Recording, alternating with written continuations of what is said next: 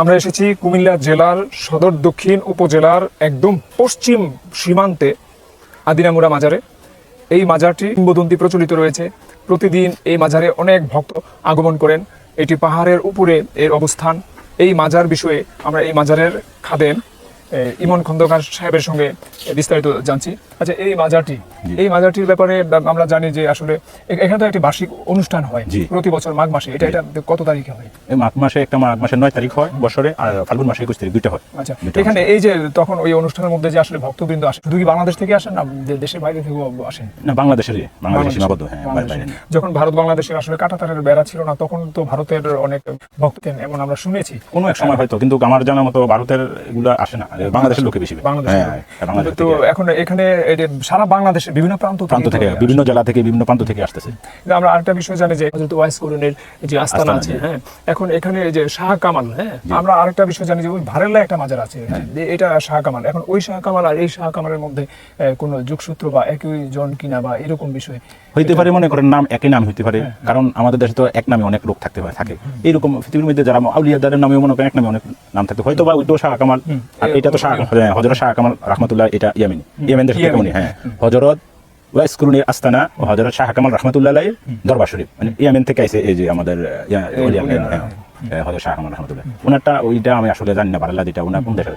ভারেল্লা হলো মানে কুমিল্লা জেলার বুড়িচং উপজেলা। কোন জায়গা থেকে, কোন দেশ থেকে ওনার ব্যাপারটা আমরা জানি যে উনি ওই হযরত শাহজালাল থেকে একজন এসেছেন, তাদেরই উত্তরসূরি। একজন আসছেন এই দেবিদ্বার উপজেলার উটখারা মাজারে, আরেকজন এসেছেন এই ভারেল্লা মাজারে।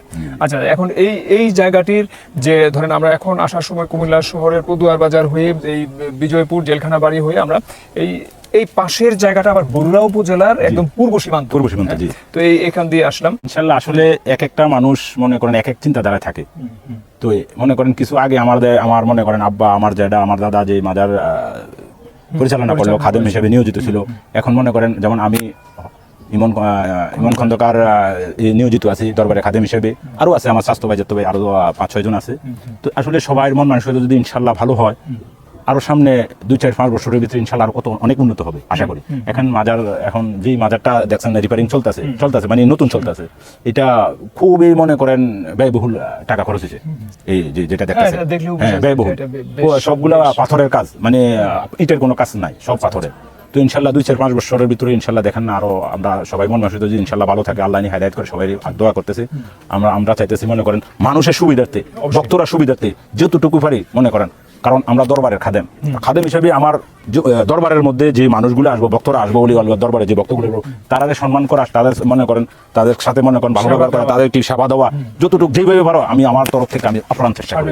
হ্যাঁ, আমি আমার ভাইগুলা বা স্বাস্থ্য ভাই যেতে সবাইগুলো বলতেছি ইনশাল্লাহ সবাই যেন এইভাবেই মনে করেন আপ্যায়ন করে, মেহমান হিসেবে মনে করেন তারা সম্মান করে, ভক্ত হিসেবে সম্মান করে, যেভাবে হোক আমার কথা মানে দরবারে আমরা তো দরবারের খাদেম, আর তারা দরবারে আসে মানে আমরাও মেহমান। আমি ওই চিন্তা করি, আমি সবাই আমার তরফ থেকে আমিও সবাই যতটুকু পারি বলি। আর আমি নিজে তো ইনশাল্লাহ আল্লাহ যতদিন হায়াত রাখে দুনিয়ার মধ্যে আল্লাহর কাছে দোয়া করি আমি যেন দরবারের ভক্তরা লাগে আমি আপ্রাণ চেষ্টা করি, যতটুকু পারি আমি চেষ্টা করবো ইনশাল্লাহ, আল্লাহর কাছে এটা দোয়া করি।